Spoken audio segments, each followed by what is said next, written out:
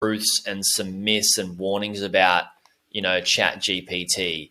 I have people commenting on my videos and emailing and in all different areas on the internet, saying content writing is dead and we're not going to need content writers anymore. A lot of people that just like new to the space and throwing these things out there. I do a lot of teaching around AI at the moment as well, in how to use it as a tool, but not an answer to everything. And it's also, I feel it's very new. Like I feel like there's so much, like in 5 years time or 3 years time, where AI is going to be at, the tools are going to be a lot more exceptional. I want to hand the mic over to you to talk about some truths, some myths, and some warnings around AI tools. And in fact, if you wanted to just specifically speak to one like ChatGPT, happy to stay in that junction as well.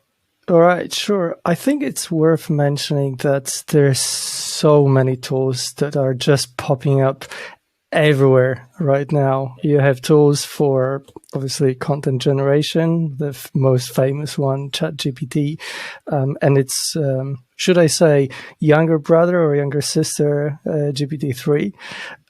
You've got Jaspers, you've got all of these other tools, but there are also amazing tools that allow you to, for example, produce audio content. And this isn't to say that podcasting will soon be dead, but I was really surprised because just today I actually used a tool called 11 Labs, where the first month only costs you $1, which is absolutely bloody crazy.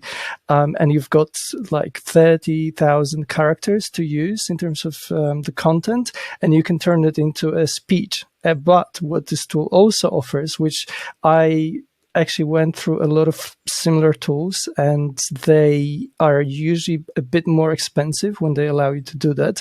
And that feature is cloning your own voice. And man, was I surprised when I heard myself reading some random stuff on the internet with my own voice, and it wasn't me. It was creepy. I had goosebumps on my hands, man.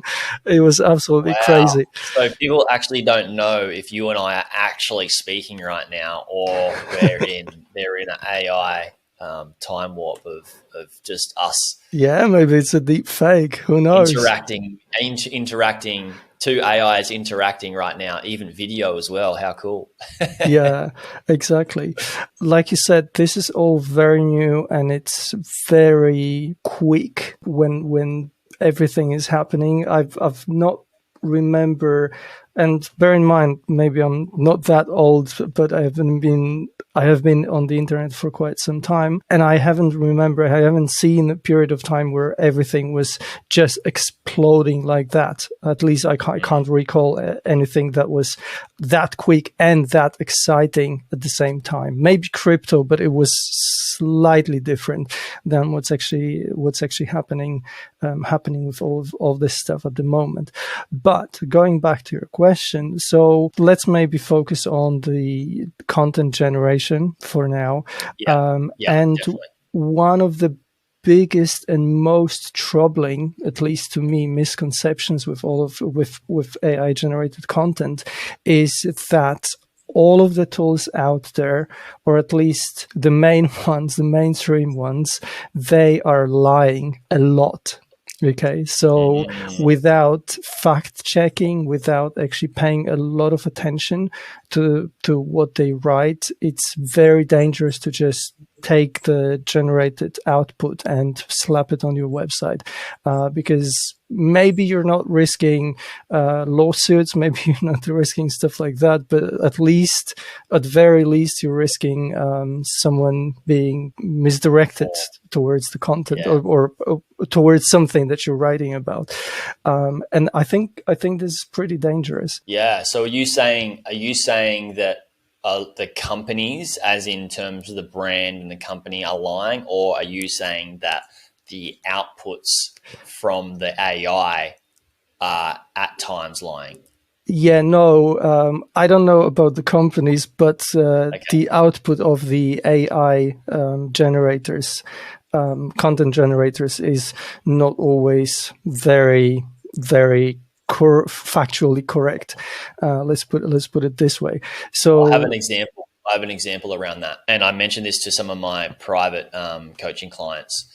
I injured my ankle, grade 3 sprain, really bad playing tennis. And I went onto Google and I Googled a bunch of ways to rehab and heal my ankle very fast, because I was going on a surfing trip a week and a half later. It was to a wave pool, so the surf was going to be consistent. I knew like I had to be able to perform. So I went onto Google and looked at all these different ways that I could rehab it. And a lot of it was like not what I wanted. And a lot of the data was old, based on doctors, not new science that had came out and was helping people rehab their injuries very fast for athletes. Mm-hmm. And then I went on to ChatGPT and to check out and see what their rehab protocols were, what it spat back at me. And it was the same as the outdated stuff that the doctors, the older doctors had been saying. And in fact, if I had have done that after speaking to my osteopath, who is a very high level osteopath for some of the highest level athletes in Australia, and he's like, yeah, if you had to follow those old protocols, you would not have been able to surf, or you would not have been able to rehab your ankle as fast. And I was able to surf within a week. So there's an example there that we need to be very, very careful. Right, which is just what you've been saying. But I just wanted to share that as an example, because it's a real live thing that you guys we need to know about. That one would definitely impact your quality of life, which is straight up dangerous for whoever is reading this sort of content. I have another example which isn't as dramatic, but I had this guy on LinkedIn who posted like a bunch of slides about ChatGPT, how great it is. And at the end he said, oh yeah, so I fully generated this content with ChatGPT. And then I went through the slides, I read through them, and the first one said something like ChatGPT has been around for years, stuff like that. It's accurate. Its accuracy is at 96%. It's better by 30% or something like that than other tools. And I'm like, yeah, this is all made up, because obviously it hasn't been around that long. There's no studies yet in terms of how accurate it is. There's no studies in terms of how much better or worse it is from the other tools. So obviously it was all made up. And I think that was a pretty funny example of, I'm talking about how great ChatGPT is, but where in fact it's producing factually incorrect stuff. I think overall this is my first and foremost warning to our audience, that don't fully rely on that. And if you have a suspicion that a content writer produce something using AI, make sure to fact check it to double check that content, just so it's not talking crap, basically, right? I like it. Another myth I think is worth mentioning is that Google doesn't like AI generated content. That's straight up not true. Google came clean themselves quite recently, or they just stated recently that they have absolutely nothing against AI generated content, as long as it's useful for the users and as long as it's factually correct. Okay, so they actually I'm not sure if that is in the post that they shared, but I actually went to a conference where there was a QA with Gary Illyes from Google, and he was asked that question, what Google thinks about AI generated content, and he said that basically, in his opinion, the best approach to that is human supervised writing or AI assisted writing, if you like to call it one or the other. And I think this is pretty much spot on. I think this is quite similar to what CNET and this other financial website was doing, where they actually had a little disclaimer that this content is AI generated, but fact checked by humans.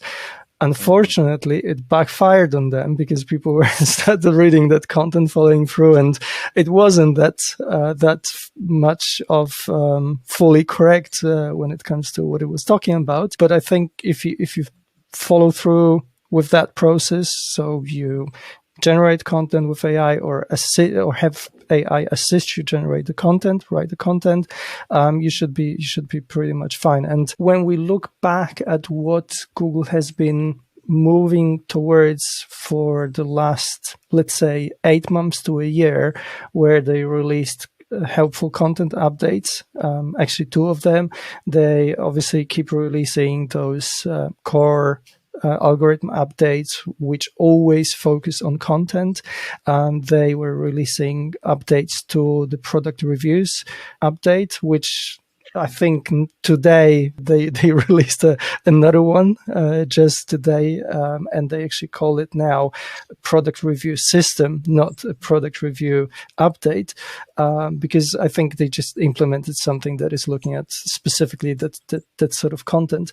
But when we look at all of this, we can see that Google is trying to stomp on content that is really not that great, not that useful, not written with the experience of the writer, and just spun out by an AI system, because that's what those AI systems do. They are just or mostly very, very, very clever, intelligent spinning machines that predict the next word, basically based on the input, based on they've already generated.